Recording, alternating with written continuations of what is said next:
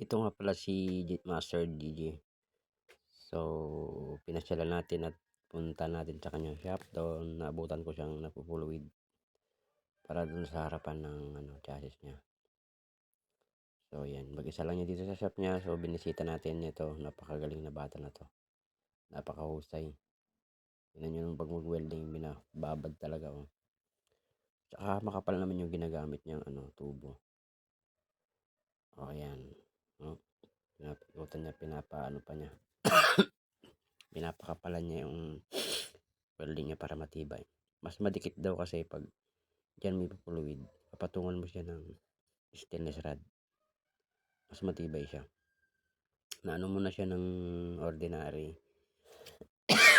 Tapos susundan mo lang siya ng stainless rod. So yan, pinapatungan niya. Yan ko si Master DJ from Camiling, Santa Maria. Alright, yan po. Yung ewan ko nung size yan mga lods, yung tatayo niya. Pinasyalan lang natin, then